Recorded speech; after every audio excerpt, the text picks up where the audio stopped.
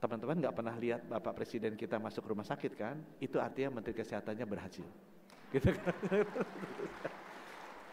Assalamualaikum warahmatullahi wabarakatuh. Salam sejahtera untuk kita semua. Om Swastiastu, Namo Buddhaya, salam kebajikan. Bapak Presiden sudah kasih perintah ke semua menteri untuk menggapai Indonesia Emas 2045. Saya sempat bisik-bisik, Pak, maksudnya Bapak Indonesia Emas apa ya? Kita harus jadi negara maju lah di 2045. Aku mencoba menerjemahkan tugas Bapak Presiden. Negara maju itu definisi World Bank-nya jelas. Pendapatan per kapitanya, GNI-nya mesti 13.000. Indonesia sekarang 4.800. Jadi mesti naik 2,5 kali itu. Ya.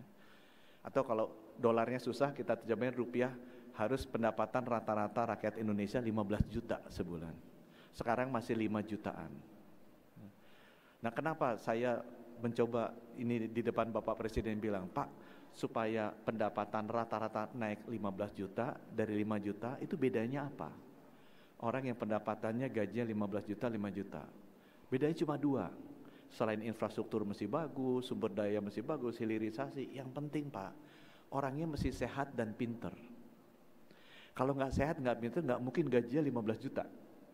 Pasti gajinya cuma 1 juta atau 2 juta. Ya. Dan saya bilang ke Bapak Presiden sehatnya mesti duluan daripada pinter. Ini bukannya ini, saya suka bercanda sama Pak Nadiem, mesti sehat dulu Pak Nadiem. Karena Pak Nadiem ngurusin pendidikan usia 4 tahun, 5 tahun. Kalau Menteri Kesehatan ngurusin sebelum dia lahir 9 bulan kita udah urusin, gitu kan. Jadi minus 9 bulan pun kita sudah urus, gitu. Jadi kita mesti duluan memang. Maksudnya anggarannya juga mesti duluan.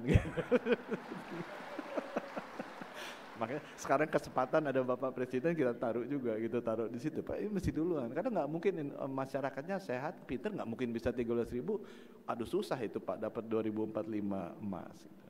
Nah kemudian kita jelaskan ini saya mengajak ke teman-teman sekalian. Nah kalau kita sudah ditugaskan Bapak Presiden untuk menjadi lebih sehat, gimana caranya? Caranya please pastikan masyarakat kita tetap sehat, bukan mengobati orang sakit. Karena dari dulu fokusnya kita banyak ngurusin mengobati orang sakit. Spesialisnya kurang, alkesnya kurang, rumah sakitnya kurang. Padahal jauh lebih penting menjaga masyarakat sehat. Kader posyandu diurusin, posyandunya bagus, puskesmas juga lengkap, alat-alatnya ada. Itu kurang mendapatkan perhatian. Karena kurang seksi. Lebih seksi yang mengobati orang sakit. Dan saya bilang, saya sama Bapak Presiden terima kasih diajak meeting G7, G20, saya ketemu semua menteri, namanya Menteri Kesehatan, Health Minister. Nggak pernah saya nemu yang namanya Menteri Kesakitan, atau Menteri menyembuhkan orang sakit, nggak ada. Jadi itu sebabnya memang tugasnya kita di sektor kesehatan menjaga tetap sehat, bukan mengobati orang sakit saja.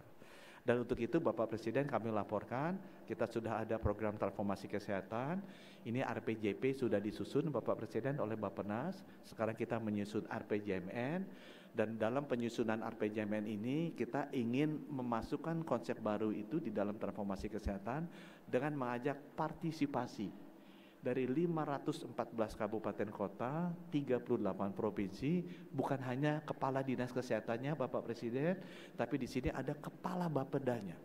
Karena Bappedanya penting untuk terlibat sejak awal.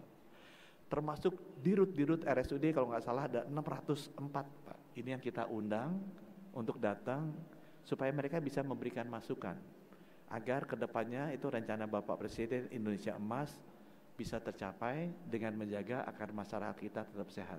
Ya. Teman-teman nggak pernah lihat Bapak Presiden kita masuk rumah sakit kan? Itu artinya Menteri Kesehatannya berhasil.